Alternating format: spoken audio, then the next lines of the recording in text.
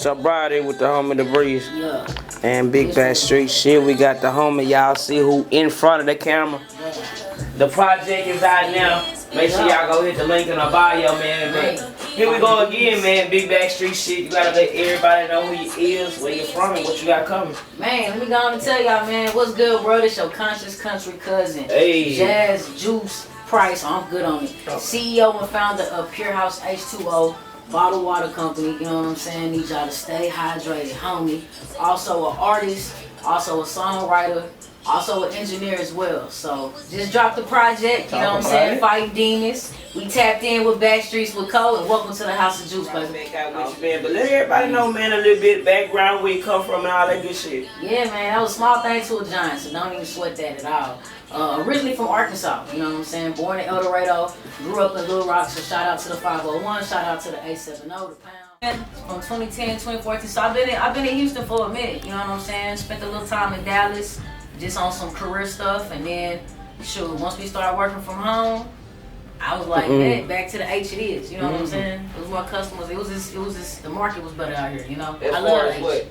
As far as everything, as far as the culture, as far as the business mind, you know what I'm saying? Like I tell people all the time, like to me, H-Town is like hustle town. You know what I'm saying? Like once I moved to Houston and I was 18, you know what I mean? Like day one, bro, I'm pulling up to Prairie View. We pull up to the UC, and it's like Panther Camp. You know what I'm saying? DJ Mr. Rogers was the DJ. I was late, and they saw me bring in my studio equipment. I always had studio equipment. So my shout out to Miss Jordan, man, in UC. No cap, she was like, you gotta go on stage and freestyle, you know. So from day one, like as soon as I couldn't even unpack my stuff in my dorm.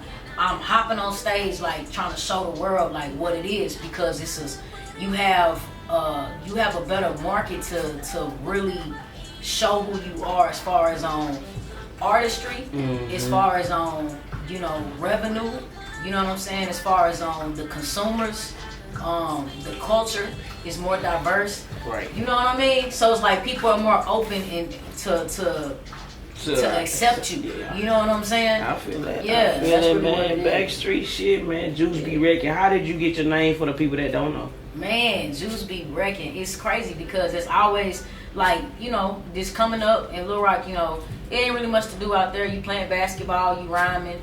You know what I'm saying? Like you're in the streets, it's like one of those three things. You playing some type of sports. But for me it was music. It was like sports and music. So from, the mixture of just listening to, Webby, Boosie, just having like that vibe, everybody freestyling in the cafeteria, beating on the tables. And I was always freestyling. And it was like one day at AU practice, my homie Breezy was like, yo, I'ma call you Juice. This because my shot. Slide that way for me. You know what I'm saying? My follow through was crazy. So slide that way for me. What? This way? I got you. So from there, like Breezy was just like, I'm gonna just call you Juice, and I started rhyming. You know what I'm saying? And on the tables in the cafeteria, and then it was like, damn, she always wrecking. Juice Be Wreckin, and it stuck. I feel that, man, and it stuck. My homegirl, Jen B, say Juice Be Working, because your ass always working. You always in the studio, you always moving around, man, but you always, a lot of times, speak on a lot about mental health and shit like that. And like I say, your project is Fighting Demons. So how does that, like, those two correlate? Man, I'm 30 now, you know what I'm saying? And, for the first time in a long time, I'm realizing it's okay to not be okay. And it's okay to look like us and not be okay and want to get help. And you don't have to be ridiculed for that. You know what I'm saying? What do you mean ridiculed? Like a lot of times people look at that like it's a form of weakness. You know what I'm saying? Like, what's wrong with you? Something wrong with you. Like, like why you always, your emotions always this, and you wearing your heart on your shoulders. Like, you can feel how you feel. Like, it's okay to feel how you feel. Just make sure you get it out, because a lot of times people hold it in. And for myself, I held it in a lot. And when people hold it in, you have so much pressure built up. People either do one or two things. You either explode or it's worse, you implode. You know what I'm saying? And I started feeling myself like about to implode.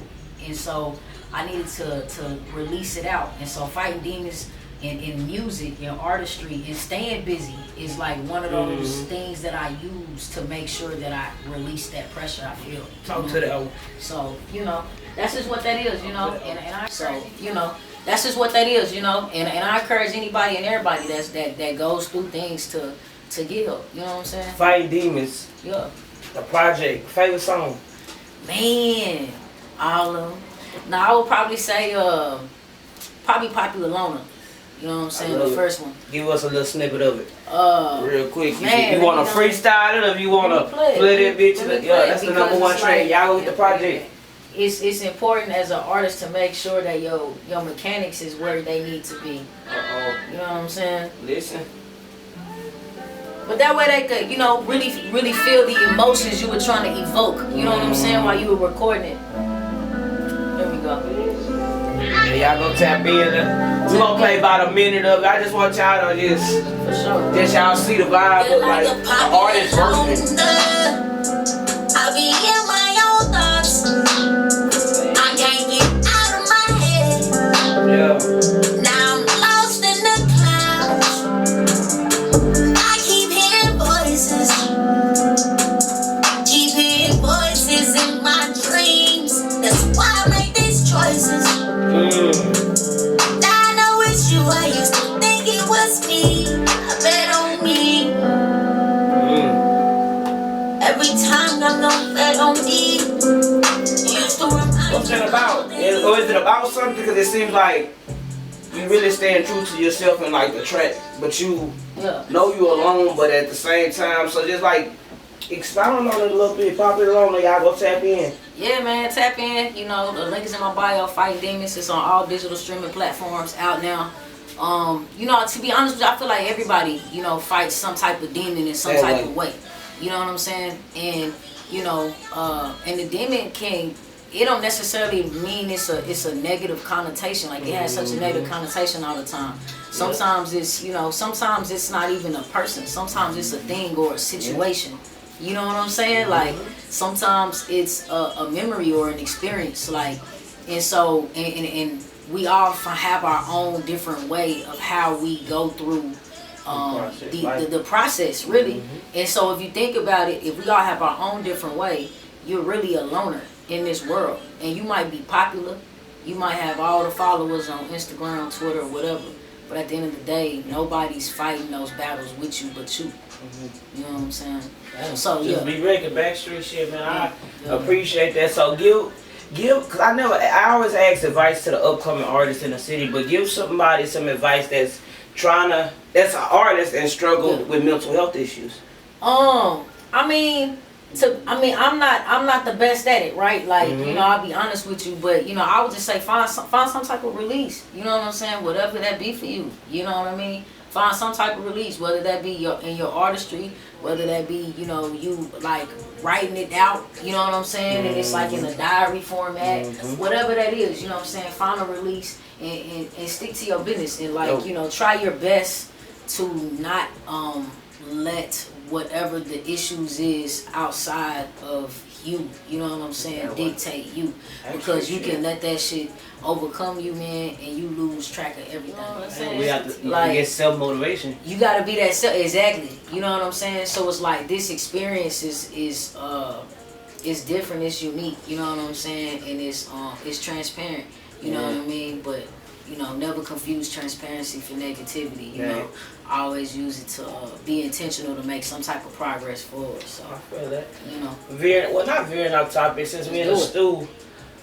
Few artists you record, man, people you tap in. I know you got your own thing going with the studio. Man, studio is popping, man. So shout out to Tab the Realist. Okay, Backstreet alumni. Tab was just in the studio the other day. Actually, I'm about to record. Grinding, man. About to record his mixtape. His next project. You know what I mean? And he's going into a avenue that's like crazy, you know what I'm saying? What it's like working with? Oh, my bad. Go ahead. What's up? No, because I want you to forget what you're gonna say. Man, man, shit. I mean, really, almost any and everybody that want to work, you know what I'm saying? I'm with, you know what I mean? I done did some music with Gorilla Gang Kirk. Oh, you know what I'm saying? As man, well. Backstreet alumni, okay. Yeah. And also too, like just starting to work with like, you know, more R&B, you know what I'm saying, more R&B artists. So it was even fun having Breeze on this project because Breeze is another Backstreet alumni. Man, shout out to Breeze, shout out Backstreet, like, shout out to Breeze, yeah, man. like, you know, and shout out to all the artists I've ever worked with, you know what I'm saying. But as real. far as like recording and stuff like that, shout out to Breeze because Breeze is an engineer, so it was like fun to be able to like send something to Breeze, have Breeze, you know what I'm saying, do her mixing to it, and then send it back to me, and then me tweak it even more, like to just make it, you know what I'm saying, even better than what it already was, which it was already bananas. You know what I'm saying? So, shit, yeah, I feel that. yeah. And I didn't forget my questions, but I want you to get all that out because we tend, you know how the brain works. But anyways, you know how that shit is. Man. Is it hard being an artist yourself and work with other artists and trying to help them with their sound, being that you do the behind the scenes and the keys and all that good stuff? It's not hard working with other artists when it comes to that because like, you know, you have your creative concept and then you have like your mechanical concept. So it's really fun because a lot of times, you know, you can blend the two, like what they have, what the artist has in their head creatively. I know how to do mechanically, so it's like, I'm like, okay, this is what you want, this is what you're looking for, and most of the time that's what it is. Or they might be like, you know, yeah, but I want it to sound even more gory, or I want it to sound even more, you know what I'm saying? And it's like, I play around with, you know, the different plugins and effects to achieve that sound. So that's not hard working with them. I would say, for me, it's a little bit harder because you be your biggest critic, man. And so it's like I be in my head, I know what I want it to sound like, and I know the buttons to press. So when I'm listening to my mix, and I'm just like, nah, I'm listening to the mix 30 times. You know what I mean? Like just trying to. Why you so hard on yourself? It's just an artist thing. Critiquing yourself. Man, I'm an artist and I'm sensitive about my shit. You know Shout out Miss Badu. You know what I'm saying? Shout out to Miss Badu. But like, nah, like you really wanna bring the people your best. You know what I mean? And you can't, it's like, you know, you can't go around saying that you're something and then you're lackluster in that thing. That way. You know, because that's your brand. You know what I'm saying? So if anything, I want my mixes to be like, dang, who you record with? And Yeah. I'm like, oh, that's me. I feel You know that. what I'm saying? And you Like, take it real serious though. That's you real passionate about that just as much as you is about your own music, so that makes it more passionate about anything and everything I put my name on. way. As I think we all should be, you know what I'm saying? And unfortunately, a lot of people are not, you know what I'm saying? A lot of people aren't about their business like that. And you know, it is what it is, but for me, I try to be on it as best as I can. Backstreet shit, Juice Be Wreckin. Is it dangerous being a rapper? Is it dangerous being a rapper? I don't think it's dangerous being a rapper, just like I don't think it's dangerous like to have a car.